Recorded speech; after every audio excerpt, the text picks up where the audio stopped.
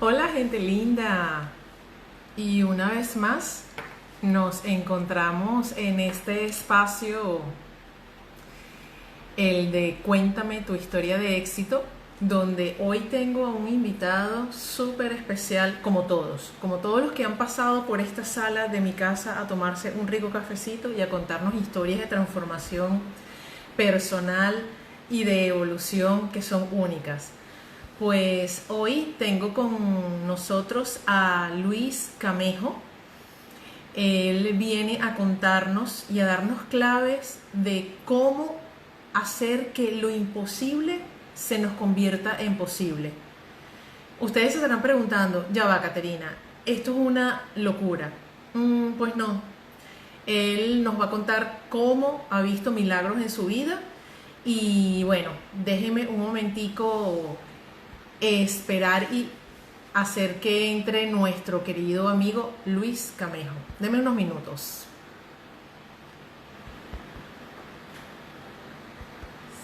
Luisito, te estamos esperando.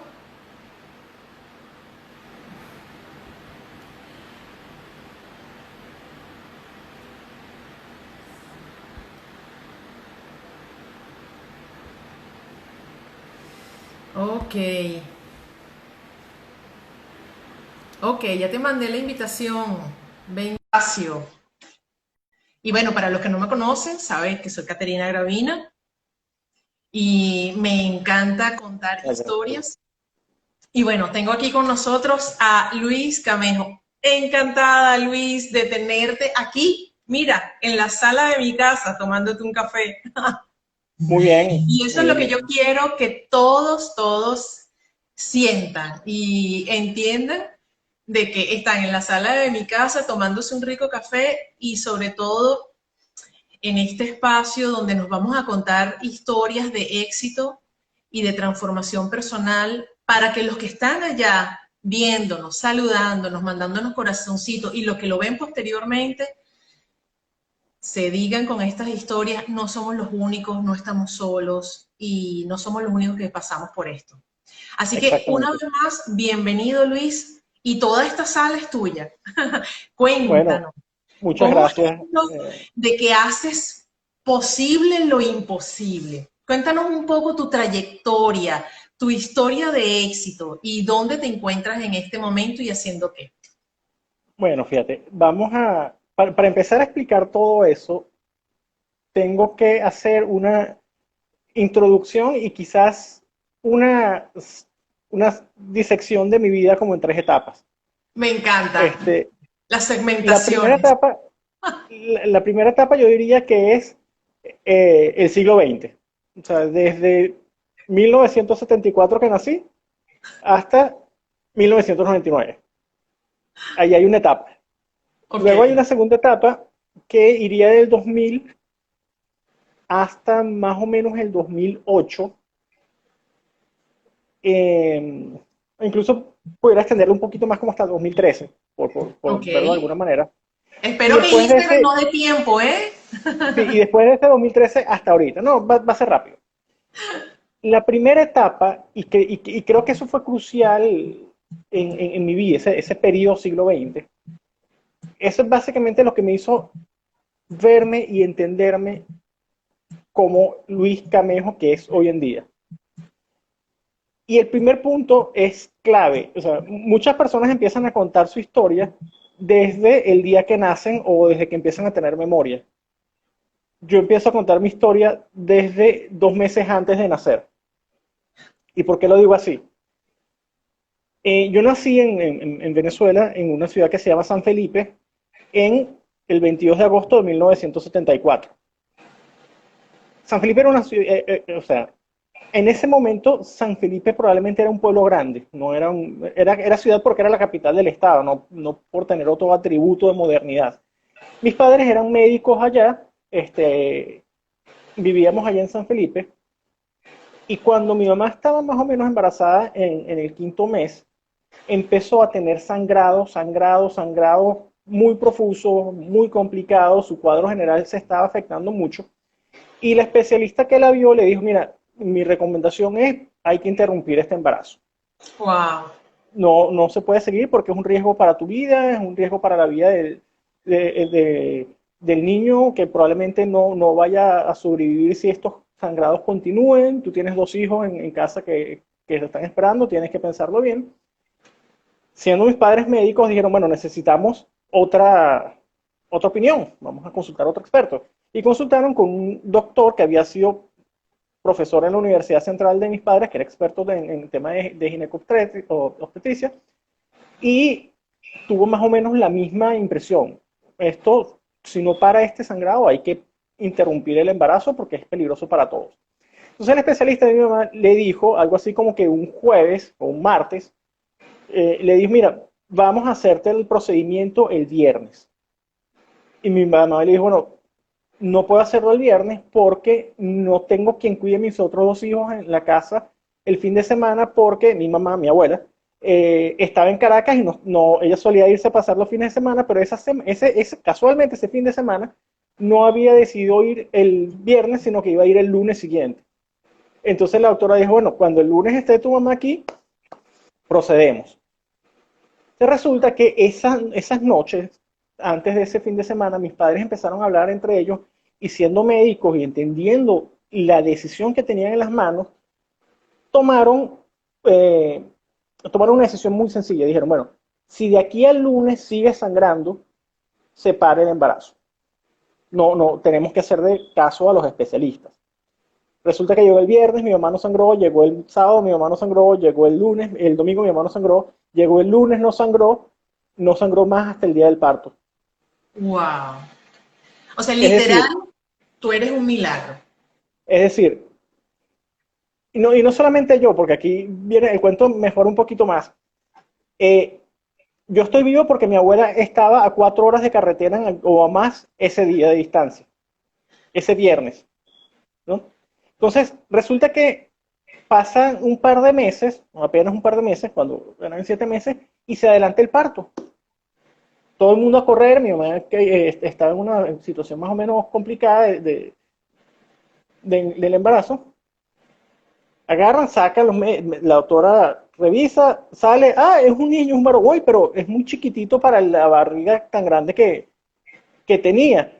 Bueno, sí, debe ser que había mucha placenta, mucho líquido, mucho no sé qué. El niño, bueno, está delicadito, 7 mesinos, está pobrecito, no tiene mucho músculo, no sé qué. Y de repente mi mamá dice a la doctora, hey, pero ya va, yo siento más aquí. Y la doctora dice, no, eso debe ser placenta o algo que quedó. Mete la mano y dice, y perdón por la expresión, dijo, carajo, una patica. Y en lo que salen es mi hermano gemelo. No era un No me niño, lo puedo creer. éramos dos niños los que estábamos allí. En medio de tanta confusión, en medio de tanto caos, porque en aquel momento no había ecosonograma, o sea, el ecosonograma llegó a Venezuela 1 o 2 años después, llegó a Caracas, no a ese San Felipe semi-urbana, semi-rural de aquel momento. En medio de ese caos, todos nos descompensamos. Todos nos pusimos mal, quedamos críticos y todo el mundo a su respectiva terapia intensiva. O sea, neonatal para nosotros, que casi que la estrenábamos en la clínica esa donde habíamos nacido, y mi mamá a la suya. A todas estas, mi papá estaba dando una conferencia en Puerto Ordaz porque se suponía que el parto le faltaban 2 meses todavía. Claro. Entonces tuvo que agarrar un avión a Maiquetía, a volar, a llegar al día siguiente de todo esto. Ese primer hecho importante marcó parte de lo que es mi vida hoy en día, y ya les voy a explicar por qué. Pero para hacer esta historia más emocionante todavía y más divertida de alguna manera, mis padres, en función de lo que era nuestro cuadro delicado, que tuvimos que estar en incubadora por muchos meses y todo eso, decidieron construir en la casa, o mejor dicho, replicar en la casa un cuarto de hospital. Es decir, alquilaron o compraron todos los equipos necesarios para atendernos y contrataban en horas extras a las enfermeras que iban saliendo del hospital. Ellos trabajaban con las enfermeras. Entonces Claro. resulta que un día, cuando nosotros teníamos más o menos como que eran 3 meses de nacidos, algo así, cuando un niño normal de 9 meses apenas tenía un mesecito de nacido, llegó una enfermera a la casa y estaba contagiada de hepatitis. No. Y era una de las enfermeras que nos trataba.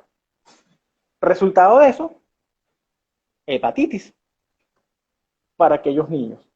Entonces, cuando yo fui creciendo y escuché esta historia, cuando era más o menos adolescente, yo entendí una cosa importantísima en mi vida que me ha asignado desde ese momento que lo entendí hasta el día de hoy. Es, yo estoy vivo porque tengo un propósito. Wow.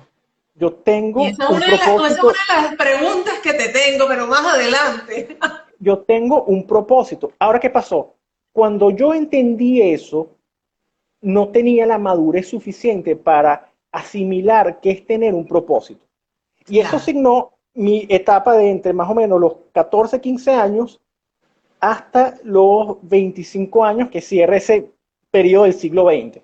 ¿Por qué? Porque entonces yo empecé a sentirme que era una especie de elegido preseleccionado para grandes cosas y no estudiaba en el colegio porque me parecía que las cosas eran muy sencillas y que todo, yo era muy inteligente para las cosas. Entonces nunca tuve una disciplina de estudios en ese periodo tan importante en mi vida. Iba a jugar béisbol o lo que fuera y yo sentía que no tenía que entrenar porque mis dones y mis capacidades naturales estaban por encima de cualquiera otro y todo el mundo me decía, wow, tú sí eres bueno, qué bueno jugabas y no sé qué. Y al final, en esa etapa clave de mi vida, yo no tuve ningún tipo de disciplina. Y por el contrario, tuve grandes actos de indisciplina, tuve grandes actos de rebeldía que significaron una serie de tropiezos. O sea, yo empecé estudiando una carrera en una universidad, tuve que cambiarme e irme a otra porque no encajé, no me sentí bien, no tenía ninguna disciplina para estudiar en la universidad. Y entonces, eso marcó buena parte de esa etapa hasta que cambia el siglo, que cambia el milenio. Y ahí pues ya empiezo, tengo 25 años, tenía previsto irme a Estados Unidos a estudiar, ya tenía incluso, ya tenía la asignación del cuartos en el campus, tenía mi plan de pasantías, de prácticas, tenía una serie de cosas. Lo único que no tenía era la visa de estudiante y recuerdo que eso era un año bisiesto, el 29 de febrero de 2020, la Embajada de Estados Unidos me negó la visa. Ya yo había dejado de trabajar, ya yo estaba destinado a irme a Estados Unidos. Y ahí tuve que arrancar a los 26, a los 25 próximos, cumplir 26 años, a empezar a poner los pies en la tierra con firmeza. Y empezar a entender que no bastaba con tener un propósito que no había descubierto todavía cuál era, que no sabía cuál era, sino que tenía que entonces empezar a trabajar en función de alcanzar ese propósito, de identificar ese propósito primero y alcanzarlo. Entonces, mi vida transcurrió más o menos así, desde los 26 años hasta ese periodo que yo con 2008 o 2013. Siguió relativamente normal, tuve una que otra fractura, yo he tenido 4 fracturas en mi vida, incluso una con cirugía que me llevó a estar en silla de ruedas, pero eso entra para el periodo, para el último periodo de mi vida, para este periodo de mi vida. Y tuve una que otra bronquitis, una neumonía, no sé qué, nada que fuese significativo, hasta que un día estaba paseando a mi perra en Caracas, salgo a pasearla y yo vivía en una urbanización cerrada, en una calle cerrada, que era una especie de U. En la parte superior de la curva de esa calle había un parque, que era donde yo solía llevar a jugar a la perra y que paseara. Entonces de repente estoy caminando por ese parque y escucho 5 detonaciones, 5 disparos. Entonces yo estoy así, viendo a la perra, escucho los tiros, levanto la cabeza así y digo, esos son tiros. Y de repente lo único que escuché fue un silbido a toda velocidad y acto seguido sentí un golpe en la cabeza. Oh my God. No se ve mucho aquí, de hecho me iba a cortar el cabello bastante bajo para que se pudiera ver, yo tengo aquí un hueco, que es la cicatriz de esa herida de bala. La bala hizo así, tocó piel, penetró piel, tejido graso, rozó cráneo y con la misma siguió. De El doctor verdad. me dijo, usted hubiera quedado viéndose hacia el perro abajo y no hubiera levantado la cara y otro cuento estaría pasando. Entonces, allí yo empecé a atar elementos y yo dije, sí, definitivamente yo tengo un propósito. Y para ese punto de vida, eso fue más o menos como en el 2006, 2007. No, miento. Eso fue más adelante. Eso fue más o menos como en el 11 o 12, por ahí. Este, ya yo estaba casado, felizmente casado, estoy próximo a cumplir 10 años de matrimonio, y había entendido eso, había vivido eso. Y al día siguiente, que me tocaba ir a misa, no sé si tú has tenido la oportunidad de verlo, yo en aquel momento era diácono de la iglesia anglicana en Venezuela, y me tocaba ir a misa. Yo salí de la clínica que me atendieron por emergencia como a las 8 o 9 de la mañana, y la misa era a las 12 del mediodía. Yo me vestí, me preparé y le dije a mi esposa, yo quiero ir a la iglesia porque yo quiero contar lo que me acaba de pasar y quiero comentar cómo esta experiencia acaba de cambiar mi vida. Una Porque ese fue pregunta, desde que nos sí, sigas con esta historia que siento que el título de esta conversación o de esta entrevista es cómo tú conviertes lo imposible en posible, ¿no? Yo sabía más o menos en backstage, como tú me habías comentado, que tenía cierta historia, ¿no? Pero no el detalle que, bueno, que lo estamos recibiendo como regalo tuyo todos aquí, incluyéndome yo. Te pregunto, eras muy niño, obviamente, para analizar, pero en ese momento tan puntual en tu vida, donde una bala roza tu cabeza y donde me imagino que en instantes tu vida se detuvo. ¿Qué pensó Luis? ¿Qué sintió Luis en esos segundos de vuelves a la vida? fíjate, yo cuento esa historia y la gente se ríe porque lo primero que yo hice cuando sucedió esto fue llevarme una mano a la herida, presionar lo más que pude y ver si era sangre o si tenía algún otro tipo de fluido o de material en la mano. Claro, Inmediatamente me agaché y mi primera reacción fue tratar de entender cómo estaba. Empecé a mover las manos, empecé a mover los dedos, empecé a parpadear, empecé a hablar, empecé a contar, empecé a hacerme sonidos así alrededor de los oídos a ver si estaba oyendo y también bueno, es cierto de que tú eres hijo de médicos y eso, sí, quieras o no, eso para ti, fue un proceso hiperracionalizado. claro, Después de eso, agarro y digo, mis lentes, ¿dónde están mis lentes? Porque el impacto de la bala me tiró los lentes al piso. O sea, me sacudió tanto la cabeza y eso que fue solamente un roce que me tiró los lentes al piso. Entonces ahí en ese momento me desesperé porque no encontraba los lentes. Entonces empecé así como que a buscar por todos lados, los encontré, me los puse e inmediatamente dije, bueno, tengo que llamar a mi esposa que está en la casa para que pida una ambulancia. Entonces marqué el teléfono rápido, marcado, no por memoria, sino marcado, y le dije algo que ella siempre que lo cuenta le dice que me provocó matarme después. Le dije, hola amor, ¿cómo estás? Mire, no te vayas a desesperar o no te vayas a preocupar por lo que te voy a decir, tómalo con calma, pero necesito que pidas una ambulancia porque creo que me acaba de dar una bala en la cabeza. no, de verdad. Entonces, bueno, acto seguido creo que escuché a Condorito cayéndose plop por el otro lado del teléfono, me fui a la casa, nos fuimos a la clínica, me atendieron, etcétera. Pero en el camino yo lo único que pensaba era, qué afortunado soy. Y lo único que podía hacer, porque eso me pasó ya teniendo un poco más de 30 años, y lo único que podía hacer era enlazar ese hecho de haber sobrevivido fortuitamente y con un mínimo daño a una herida de bala con el hecho de que mi abuela en 1964 no hubiera estado en San Felipe ese fin de semana.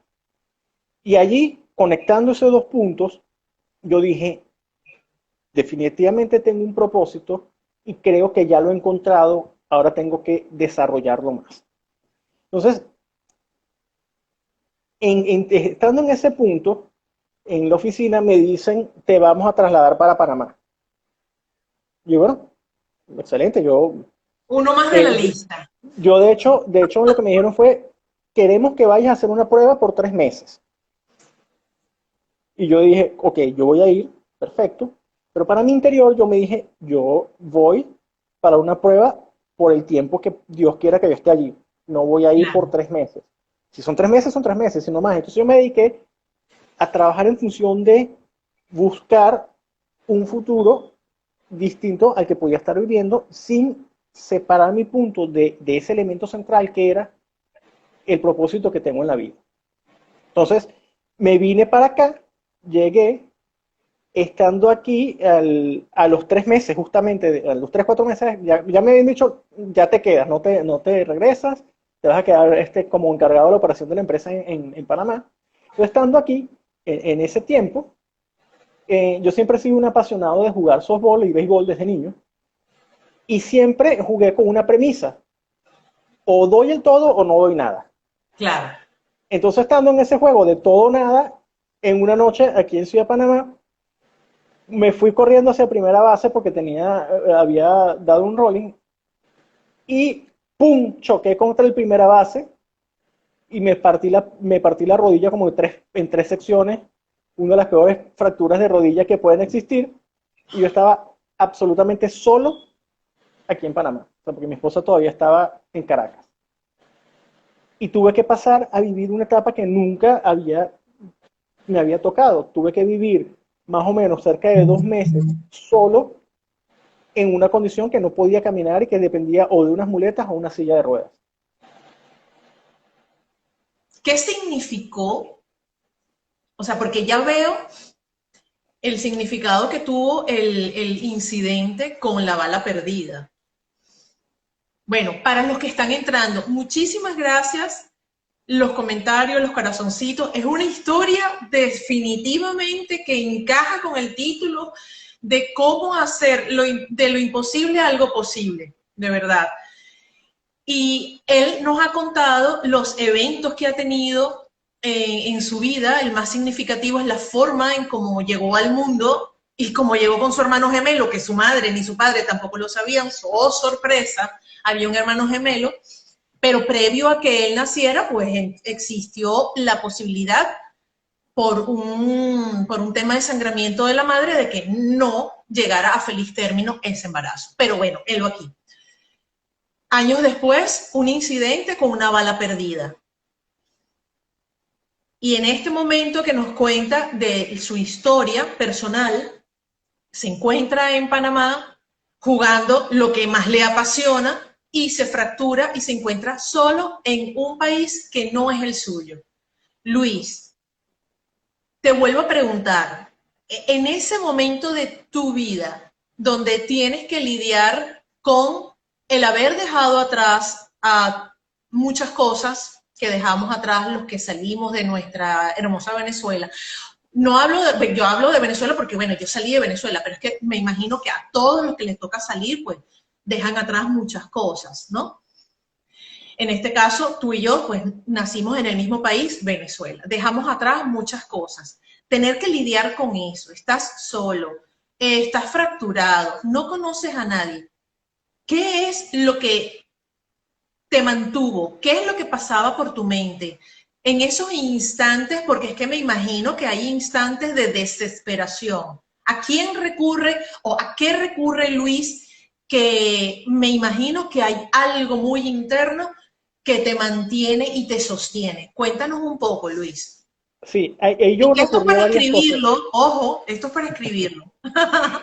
Ahí hubo varias cosas. Cuando, cuando yo me golpeo y caigo y luego trato de levantarme y veo que no pude sostenerme, yo dije, esto está muy malo. Entonces, yo estaba solo, no conocía a nadie, no tenía carro, y vinieron y me preguntaron algunos amigos, ¿qué hacemos? ¿Te llevamos por una clínica? Le digo, yo no sé, yo no conozco clínicas aquí, mis compañeros de equipo, yo no conozco nada aquí, bueno, vamos a hacer una cosa, ya lo que pasó, pasó, no puedo estar peor, esperé que termine el juego y me llevan para la clínica. Y eso fue empezando el juego, yo pasé como 1 hora y pico sentado allí con hielo en la pierna y así, esperando a ver qué pasaba. Cuando me llega a la clínica, el doctor me dice, mire, esto es una fractura, mejor dicho, cuando me toma la radiografía, yo le pregunto al técnico, amigo, yo sé que usted no me puede decir mucho, pero ¿qué pasó? ¿Qué hay allí? Y él me dice, me da unas palmadas así en el hombro y me dice, espérese que su doctor le diga. Cuando él me dijo eso, yo dije, esto es serio. Entonces, Ese cuando el es doctor me algo así explica como la canción de Juan Luis Guerra, que es tan de llegar en pintoresca. bicicleta, sí. Tranquilo, Bobby, Tranquilo, tranquilo. Bobby, Es algo tranquilo, así, ¿no? exactamente. Tranquilo, Luis, Sí, sí, tranquilo. sí. Entonces cuando el doctor me dice, no, mira, esto es una fractura muy fuerte, muy terrible, necesitas una operación, esto te va a cambiar mucho tu forma de vida futura por las consecuencias que va a tener esta cirugía en tu rodilla. Yo lo primero que le pregunté fue al doctor, y yo miré así a los amigos que me habían acompañado y le pregunté al doctor, doctor, pero dígame la verdad, después de eso voy a poder volver a bailar ballet. Entonces todos se rieron y seguimos. Pero en ese punto surgieron tres cosas que fueron importantes. La primera fue pensar para mí adentro, bueno, ahora tienes que apretarte los pantalones y seguir adelante y ver qué vas a hacer. Ese fue el primer elemento. El segundo elemento es que es algo que yo quiero destacar aquí. Yo tengo una fe muy fuerte. O sea, en mi caso es una fe en Dios, pero yo invito a todas las personas que indistintamente en lo que ellos crean desarrollen la fe, porque ese es el elemento primordial y crucial para que nosotros podamos alcanzar las cosas que queremos en la vida. Desde casarnos, que es un acto inmenso de fe, hasta emprender, que es otro acto inmenso de fe. Entonces, Un inciso, un segundo. Tú eres en este caso la prueba literal de ese dicho que tenemos, que tú tienes una fe a prueba de balas. sí, sí, totalmente. Una fe aplomada. Entonces, el primer elemento fue ese, tengo que apretarme los pantalones para ver qué voy a hacer de aquí en adelante. El segundo elemento fue Tu aferrarme fe. a la fe para entender que podía salir de eso y que si algo me había pasado era porque tenía la capacidad para superarlo. Y el tercer elemento fue, en ese momento, en Venezuela estaban en pleno desarrollo las guarimbas del 2014. O sea, Oh. todo eso. Y mi pobre esposa estaba en Chacao, donde vivían los padres, en el pleno epicentro de eso. Ya. Y ella estaba en una situación muy vulnerable. Entonces, en ese punto yo dije, si me quiebro yo, termino de quebrarlo a ella, que termino de quebrarla a ella. Entonces, en un punto también fue tratar de mantenerme yo lo más firme posible para poder ayudarla a ella en ese momento que estaba pasando, que era muy delicado y muy complicado. Entonces, Ya. esos tres elementos me hicieron decir, bueno, o sea, vamos para adelante, o sea, no podemos detenernos. Luego entró un elemento que yo creo que es vital para todas las personas, es no importa cuántas veces te caigas, siempre trata de levantarte. Y ahí entró un elemento que yo aprendí con los años. Yo tengo un propósito central en mi vida, que se los voy a descubrir un poco más adelante, pero aprendí que necesito una red de propósitos alternos que lo sustenten. Y allí en mi propósito inmediato era, yo tengo que superar esta situación. Ahora, no fue fácil, entré en crisis y una de las primeras cosas que dije, bueno, mis padres se preocuparon, estaban a cientos de kilómetros, mi papá quiso hablar por teléfono con el doctor que me iba a operar Claro. para evaluar la situación y todo eso. Este, o sea, mi papá fue director de la Escuela Luis Racetti de Medicina en la Universidad Central, es profesor de posgrado, profesor de pregrado, una serie de elementos, una persona sumamente bien formada en la medicina, y habló con ellos. Pero en ese momento yo tomé una decisión, no voy a jugar más, dejo de jugar. Esto no puedo volver a pasar por esta situación de esta silla de ruedas, de esta operación, o sea, un elemento que me creó trauma. Pero entonces un día, cuando iba hacia mi rehabilitación, todavía estaba en muletas y todo eso. Estoy montándome en un taxi para ir al centro, al hospital donde hacía la rehabilitación, me golpeé la cara con las muletas y todo, yo estaba peleando con las muletas, y empecé en el trayecto, iba despotricando y odiando a las muletas, hasta que en un punto vi algo que me cambió por completo la percepción de las cosas, y era un obrero, o sea, un señor que iba con su casco de obrero, un chaleco de obrero, en muletas hacia su trabajo con una sola pierna. Wow.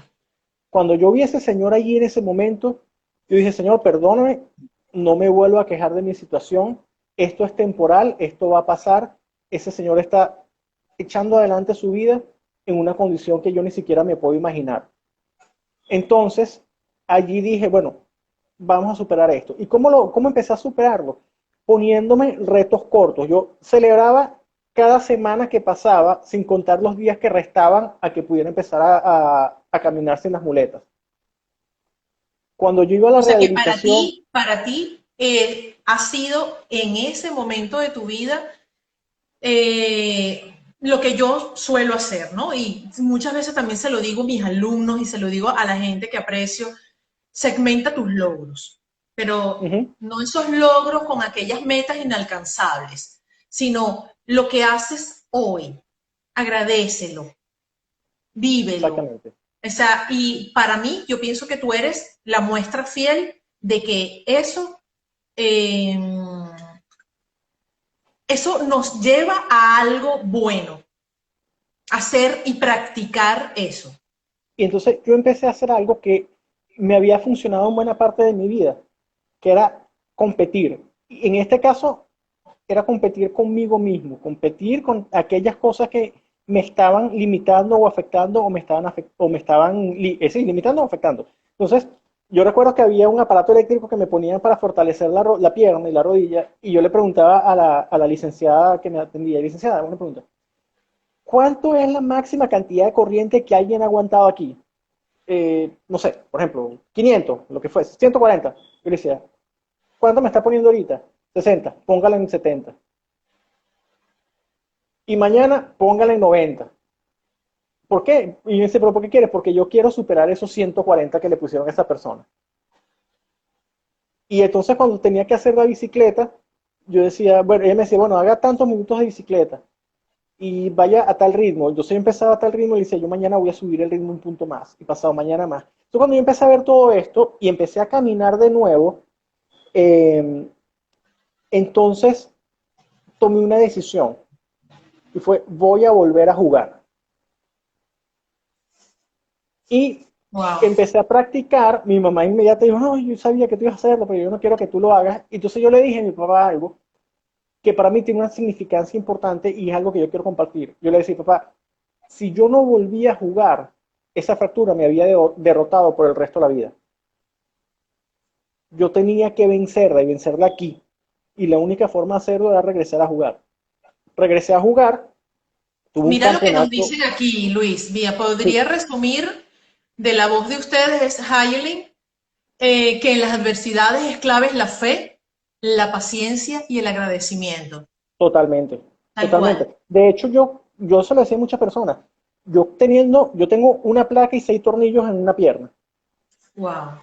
Y en ese momento que yo estaba en silla de ruedas, yo me acuerdo que yo subí la foto de la silla de ruedas cuando me la llevaron a la casa en Instagram y puse, por fin, ya alcancé mi primer vehículo en Panamá, es tracción trasera y me lleva para todos lados. Entonces, en ese momento yo le daba gracias a Dios todos los días por mis piernas, porque aunque estuviese una rota, tenía piernas y las podía utilizar y algún día las utilizaría de nuevo las dos. Entonces, sí, definitivamente el agradecimiento es un elemento fundamental. Entonces, volviendo a lo del juego, yo regresé a jugar, tuve un periodo bueno, luego tuve un primer campeonato completo donde quedé entre los 3 primeros bateadores del torneo y al siguiente torneo fui el jugador más valioso de ese campeonato. No Imagínate. solamente regresé a jugar, sino que regresé a jugar a un nivel tan bueno como el que había tenido antes, contando con una serie de limitaciones. Ya no podía correr como antes, ya no podía jugar la misma posición que antes, pero regresé a hacerlo. Y ya después de que lo hice, pensé que ahora me dedico simplemente voy a jugar de ahora aquí en adelante para divertirme. Si tengo que correr, tengo que correr. Si no tengo que correr, no tengo que correr. No me voy a deslizar, no voy a hacer nada para matarme, pero ya vencí esto. Luis, Entonces, esto, cuando llegas a ese momento, te encuentras enfrente del campo de tus jugadores, del catcher, del no sé qué. Yo no sé mucho de béisbol, aunque vengo de Venezuela.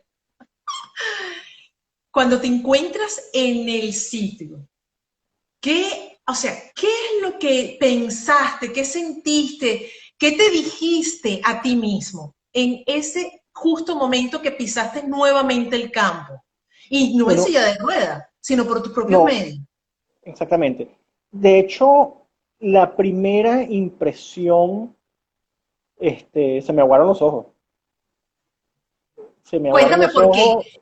No te me vayas. Porque, Yo sé que ustedes son hombres y esa parte no quieren tocarla, pero por favor, no, no, dime, no, muy los sencillo. hombres lloran, por favor. Sí, sí, sí, sí, sí, por supuesto. ¿Por qué? Porque en algún momento yo había renunciado a eso por miedo, pero los grandes amigos de mi vida los tengo de infancia, de cuando jugaba béisbol. Los grandes amigos que hice aquí en Panamá los tengo de cuando jugué softball, cuando he jugado softball aquí con ellos. Y entonces, el llegar a ese campo era de alguna manera reencontrarme con algo que es parte de mi ser, que es Luis, ese jugador de béisbol de niño y de softball ahora de adulto. E incluso algo muy importante que no había comentado es, en ese periodo de sillas de ruedas, o sea, aquello que se dice que las amistades verdaderas se ven en la enfermedad y en la pobreza o en la cárcel.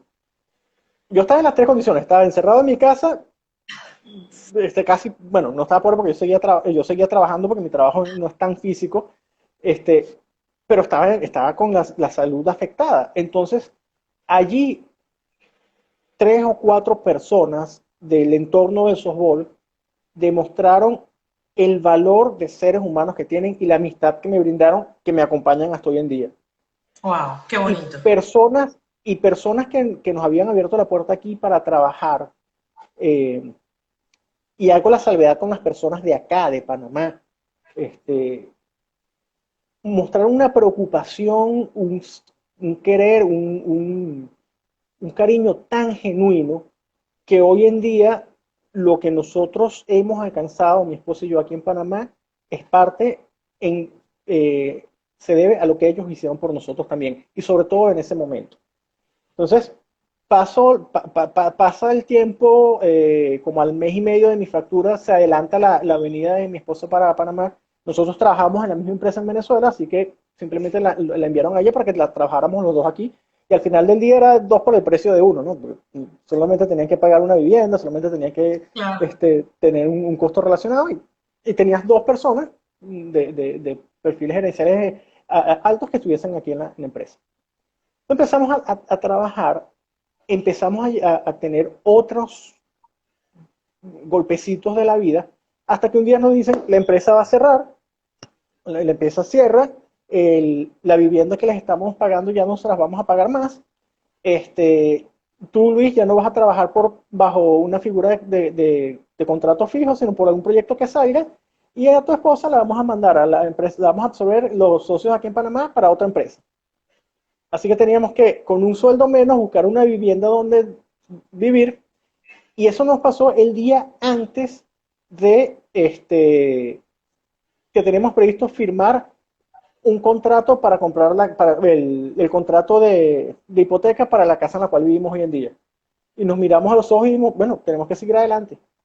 O sea, no sabemos cuándo se nos va a presentar la oportunidad de volver a comprar una casa, a apretarnos los pantalones de nuevo y a seguir adelante. Y ese hecho, ese suceso, eso fue en febrero del 2016, el día jueves después del miércoles de ceniza. O sea, lo tengo aquí detallado al mínimo.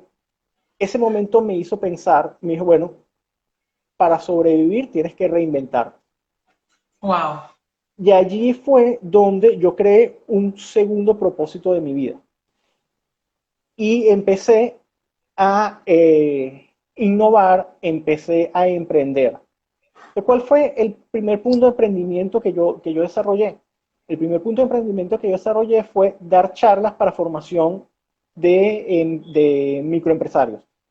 Charlas relacionadas con marketing y marketing digital.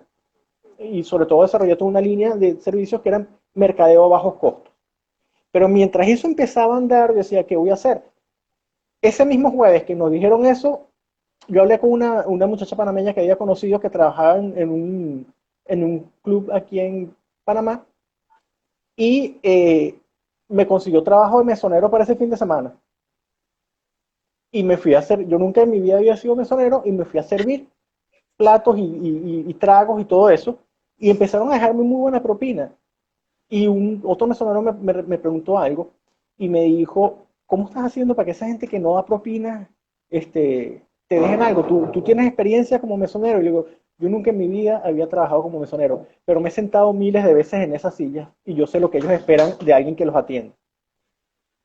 Entonces, esa, esa, Es que justamente es eso, Luis, cuando nosotros entendemos y nos ponemos, como decimos nosotros, en los zapatos de los demás y empatizamos.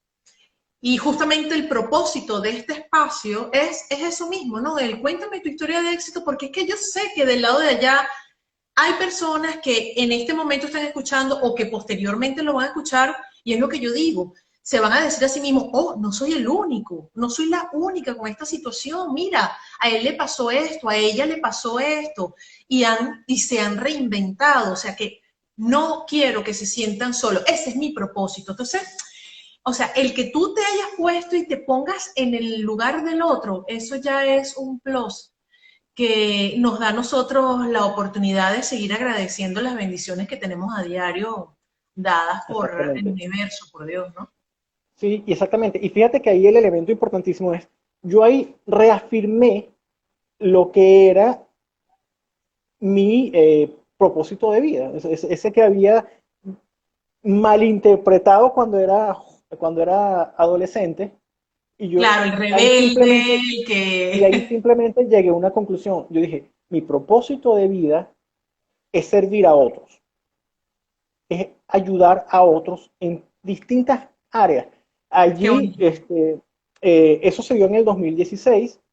Este, Fui mesonero, fui vendedor de casabe, cargando cajas en inventarios, supervisando inventarios, una serie más, dando charlas, más cualquier proyecto que me podía salir.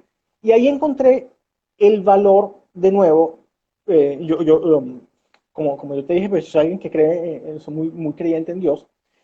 Y sobre todo en algo que existen, para mí nadie me lo va a poder negar, esa es mi idea, pues el que diga que no existen yo se lo respeto, pero bueno, mi idea es esta. Existen ángeles que Dios te pone en tu Por camino. Y supuesto, aquí estando tienes en toda la esa, libertad de decirlo, porque y estando creo en esa situación, fielmente que existen. sí, estando en esa situación, me encontré con tres, bueno, ya había hablado de las personas aquí en Panamá con las cuales mi esposa trabaja, que me voy a permitir nombrarlos rápidamente, que son Monique, Gustavo y la señora Bati, que tenemos un agradecimiento eterno con ellos por cómo nos trataron. Esos fueron como los primeros, el primer mini ejército de ángeles que nos encontramos aquí en Panamá. Pero estando en esa situación del 2016, yo me topé con tres personas eh, con las cuales ya había tenido cierta relación, que realmente me mostraron que independientemente de las veces que uno pueda caer, siempre va a haber alguien que esté dispuesto a extenderte la mano, y que reafirmaban la misión de ahora es mi turno de empezar a dar la mano a otros. Esas tres personas me ayudaron de varias maneras. Uno me permitió dar charlas, muchas charlas, y aunque fuesen charlas pagadas de repente alguien diría, no, yo por esa cantidad de dinero no doy una charla, no, yo doy 5, yo doy 7, no importa, dámelas que yo Claro, las quiero dar. claro. Mi amigo Orlando, luego una persona con la cual siempre había trabajado como proveedor acá, él había sido mi proveedor acá, que es mi buen amigo Eben, él me dio la oportunidad de trabajar algunos proyectos con él, para ayudarme, y una señora de nombre Cadín que me contrató para hacer un trabajo en un tiempo determinado. Pero entonces estando allí, yo dije, bueno, ya que yo tengo un conocimiento en áreas de mercado bien específico y soy consultor, y mi amigo Eben tiene toda una estructura de negocio, pero no tiene un consultor que trabaje con él, lo llamé un día y le dije, vamos a unirnos, vamos a aliarnos, vamos a crear, o sea, y ahí empecé otro proceso dentro de mi emprendimiento sin abandonar las charlas y las capacitaciones y todo eso. Ese punto me llevó a una de las grandes, yo siempre tengo una posición muy fija en cuando yo empiezo a trabajar en algún sitio. Yo nunca trabajo por dinero, yo trabajo por objetivos. Esto no quiere decir que voy a trabajar de gratis, sino Claro, que mi principal motivación no es el dinero, es un objetivo claro. que yo me ponga allí. Y ese es un consejo para cualquier persona que vaya a emprender. Si tu principal motivación para emprender es hacerte millonario, no te va a ir bien. uno tiene que Es hacer así. aquellas cosas que te hagan feliz, que te hagan sentir bien contigo mismo, y si eso lo puedes hacer, que te genere rédito, que te genere ganancias, pues maravilloso. Pero busca primero eso que te haga feliz, porque es lo que te va a motivar a ir todos los días a hacerlo. Si lo que Exacto, tú tienes que hacer todos los días no te motiva, vas a ser infeliz. Entonces vas a ser y como al dice final Cerefán. eso que estás haciendo que tanto te gusta, al final te va a generar ingresos de manera que ni te lo imaginabas. Mira, aquí nos dan las gracias por tu valioso testimonio de vida, propósito, resiliencia, amor. De verdad, gracias a los que están comentando, a los que nos mandan corazoncitos, a todos los que están aquí escuchando y Muchas gracias. compartiendo este espacio que está creado para ustedes. Aquí están en la sala de mi casa tomándonos un café con Luis Camejo, que hoy nos cuenta su historia de vida. Entonces, ese elemento, esos elementos y esas personas que encontré aquí me llevaron a desarrollarme, a crecer, a empezar a dar charlas, a programar temas, a emprender sin tener miedo, porque entró un elemento que era clave. Todo lo que yo hacía o todo lo que yo hago en la vida lo hago con fe de que va a salir bien. Y el va a salir bien no significa necesariamente, como decía, que me va a generar millones de dólares, sino que me va a traer una satisfacción a la vida que viene acompañada de una remuneración económica, pero la remuneración personal, la gratificación personal es mucho más grande. Entonces, Entonces estoy entendiendo, o sea, y creo que estamos en sintonía, porque para mí el tema de la felicidad no es que no tenga tropiezos en el camino y vivir en Narnia o en Disney. No, totalmente. va mucho más allá, porque en todo este proceso de vida que tú nos estás contando, Luis, tú has tenido tropiezos, fracturas, balas perdidas, y tú te has mantenido en tu fe, en tu agradecimiento, en seguir proyectándote, en seguir dándole gracias a la vida y sobre todo viviendo en modo feliz. ¿Me Sí, equivoco? no. Y de hecho, fíjate que otro punto que yo quería compartir aquí es que muchas personas, por ejemplo, ¿cuántos no vimos casos así? Si no es que alguno lo haya vivido en carne propia, de primera mano, de un padre que se paraba a las 6, a las 5 de la mañana, salir a trabajar, regresaba a las 10 de la noche, tenían todas las riquezas, pero esas personas nunca compartieron con sus hijos, y eran padres que tenían todo lo material, pero no tenían el amor No de tenía lo vida más como debían importante. tenerlo. Entonces, y una invitación a revisar lo que nos motiva, el propósito. ¿Qué sucede? Hay muchas personas que concentran su vida en un propósito. Vamos a poner de nuevo el ejemplo de un padre que dice, mi propósito va a ser criar a mis hijos perfectos. Cubren cada detalle de eso y vacían su vida y su intención en eso. Y los hijos se gradúan, salen de la universidad, se casan y se van y los padres se quedan. ¿Y ahora qué? ¿Y ahora qué? ¿Y ahora qué? ¿Por qué? Porque muchas veces, y ahí es cuando hay que tener, aquí es donde delineo una frontera muy, muy delgada. A mí me hace feliz servir y ayudar a otros, pero eso es para mi felicidad.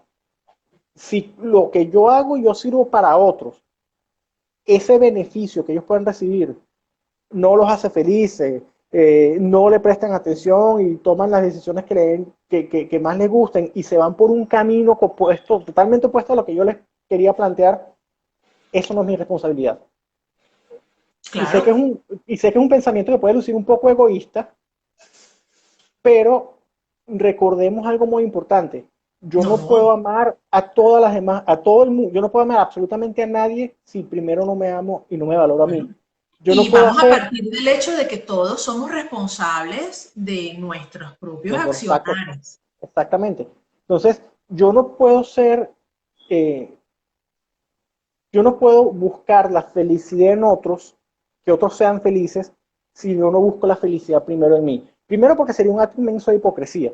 Y segundo porque les voy a transmitir algo de lo cual yo no he vivido y no tengo la experiencia. Así que ese es un punto importante. Y eso fue una lección, quizás esa fue la última gran lección que me dio mi madre antes de morir. Mi mamá murió hace un par de años de cáncer, y una de las últimas veces que la fui a ver antes de que muriera, eh, pues yo le estaba expresando como me sentía en esa situación. Y ella me dijo, porque ella siempre hablaba de, bueno, cuando yo ya no esté, cuando yo me vaya, cuando yo le decía, mamá, pero no digas eso, vamos a esperar que pase un milagro. Entonces él me dijo un día, mira, yo todo lo que he alcanzado como mujer, y todo lo que una mujer puede aspirar a alcanzar en su vida, ya yo lo he alcanzado. Fui, tuve unos padres maravillosos, me dediqué a estudiar medicina y a ejercerla y llegué a lo más alto que pude haber llegado a mi carrera. Tengo un esposo maravilloso. Cuando mi madre murió, mis padres tenían 54 años de casados. Qué bonito. Tengo unos hijos maravillosos, etcétera. Yo estoy en paz, yo estoy tranquila, ya yo acepto lo que me vaya a pasar y estoy en manos de Dios. Qué bonito. Cuando ella me dijo eso, yo entendí una cosa clarísima. No importa las terribles circunstancias que tú tengas alrededor, si tú decides ser feliz, si tú decides que eso que te está pasando no afecta, o sea, no afecta tu yo interior, tu paz mental, Exactamente. tu paz espiritual, que venga lo que venga. Mi mamá sufrió en ese punto que hablamos, hasta el día que murió. El deterioro físico y los dolores que tuvo que aguantar fueron intensos. Claro. Pero su alma, su espíritu, su ser, Se cuando ella conservaba. dijo esas palabras, se mantuvieron allí. Entonces, eso me lleva a pensar en un elemento muy importante, que es ese. La felicidad está en nosotros mismos, la felicidad está en una decisión. Yo decido ser feliz a pesar de lo que Qué esté bien, sucediendo a mi alrededor. Y es exactamente la misma decisión de amar. O sea, qué yo bien. decido amar o no. O sea, de hecho, Me encanta de verdad y es que de verdad tengo que decirlo. Bueno, los que me conocen, que están del otro lado y los que me van a escuchar posteriormente, siempre me han escuchado decir que para Caterina la felicidad es una decisión y tú eres la confirmación de que es así. O sea, cuando alguien piensa, estamos vibrando igual. La felicidad es una decisión, el amor es una decisión, somos arquitectos de nuestro destino y está todo aquí y en lo que queremos vivir, en lo exactamente, que decidamos vivir. exactamente. Y entonces fíjate que es lo importante de esto, de lo que fue ese hallazgo en mi vida. El otro día veíamos televisión, mi esposo y yo, y veíamos creo que era Discovery, que promocionaba una serie de documentales que se llamaba ¿Por qué odiamos? Entonces yo le dije a mi esposa, odiamos porque es más fácil que amar, Claro, porque amar genera un compromiso, porque amar genera una entrega, porque claro. amar implica que aquella persona que me ha hecho daño, yo la perdono y sigo adelante. Y aunque esa persona me odie, yo he decidido no odiarla, he decidido más bien amarla, aunque suene por muy extraño y complicado que suene. Y No, es claro. exactamente, y es exactamente eso, ese amor, esa pasión, esa visión de a decidir, voy a ser feliz, me he decidido a ser feliz, lo que uno tiene que buscar cuando emprende y empieza cualquier acción en su vida. Y por eso es que decía hace rato que el emprendimiento, o sea, dedicarse a emprender en un trabajo, una empresa, lo que sea, y el matrimonio son dos actos enormes de fe. Cuando uno se casa con la porción 40, 60, 80%, no importa lo que sea, de lo que tú Ajá, conoces de tu pareja. claro, El, el porcentaje restante es claro. fe Esto es absoluta, igual que la ciega. aventura de ser padre. Exactamente, Exactamente. exactamente. Y entonces, emprender es igual. Emprender con un propósito. Entonces, yo les decía hace rato, mi propósito en la vida es servir a otros. Entonces, ahora, Yo, además de que nos comentes cuál es tu propósito, que me imagino que es tu legado, ¿cuál es tu legado? Antes de que Instagram me diga, nos queda 0 segundos. Sí, Porque de verdad es fíjate, que la historia está, es que después me piden, Caterina, más entrevistas, Caterina, otra vez para seguir contando. Porque es que uno se queda como con el gusto de, wow, detrás de esta historia hay un proceso de transformación, unas decisiones de vida que conectas con el otro, ¿sabes? Entonces, ¿cuál es el legado de Luis? Ese propósito del que nos ha estado hablando. fíjate, es servicio, es servir a otros. Después de que muere mi mamá, yo decidí retomar algo que había empezado en Venezuela, pero que no había podido continuar aquí por distintas circunstancias, que era mi proceso de formación sacerdotal, hasta que hace casi 2 años me ordené en Costa Rica como sacerdote. Y eso para poner en servicio del crecimiento espiritual de las personas lo que yo había aprendido y lo que yo había vivido. Una vez, para contestarte lo del legado, y sé que de repente va a sonar un poco cursi o qué sé yo, ¿Qué una va? vez cuando estábamos estaba empezando a trabajar, creo que tenía 1 o 2 años trabajando, eso fue por el 96 o 97, estábamos reunidos como que un grupo de compañeros de trabajo y alguien preguntó, ¿cómo quisieran que ser recordados ustedes cuando salgan o sea, en la publicidad, en años siguientes, porque estaba trabajando en una agencia de publicidad en ese momento? Entonces uno dijo, bueno, yo quiero ser recordado como el que más sabe de esto, el otro, yo quiero ser recordado como el que hizo mejores negocios, yo quiero ser recordado como el que tuvo la mejor campaña, no sé qué. Y yo llegué y me la estoy viendo y le digo, ¿no saben qué? Yo quisiera simplemente ser recordado como Luis Camejo era una buena persona que ayudaba a todos y se preocupaba por los demás. Qué bonito, qué bonito. Si yo, eh, si yo dijera qué legado quisiera dejar yo en el mundo a otros, yo simplemente quisiera dejar como legado una semilla sembrada en todas las demás personas que sea, ama al prójimo, ámate a ti mismo y trata de hacer el bien. O sea, es como esa película Cadena de Favores, donde todo el mundo empezó a tratarse bien porque simplemente el compromiso era hacer un favor y ayudar a otra persona. Claro, claro. Es sembrar eso. Sí, espero no tener Ujú. el mismo, espero ya no tener el destino del niño de la película. Pero es eso, es simplemente un legado de buenas acciones. Y hay algo que quería anotar, que había anotado por ahí para comentar, que es un punto que hay que tener mucho cuidado en nuestras vidas, que es que mucha gente siempre nos dice, yo voy a hacer esto a plenitud. Y la plenitud suena maravillosa, pero hay que tener un cuidado muy, muy, muy grande con la plenitud. ¿Qué pasa Totalmente después de de que el acuerdo. sol, qué pasa después de que el sol alcanza su plenitud? Empieza a descender Claro, hasta llegar al ocaso y desaparecer. Entonces, si nosotros no estamos preparados para esa plenitud de nuestras vidas, y una vez que estamos arriba y vemos que empezamos a descender, de determinarnos un nuevo propósito, plantearnos nuevos objetivos, buscar nuevas metas, nos vamos a pagar también. Entonces, mi legado básicamente es ese, es sembrar un amor que no necesariamente tenga que cosechar yo, sino que lo puedan cosechar otras personas. Hacer los que, demás. si yo puedo hacer que el día de hoy o el día de mañana haya alguien que diga, yo hoy me siento una mejor persona, así sea una sola persona, yo me voy a dar por total servido. O sea, Estoy eso totalmente de me, acuerdo me, contigo. me va a dar mucha alegría. Eh, Solo le pido a Dios que me dé la oportunidad de seguir aprendiendo, de seguir Claro. creciendo.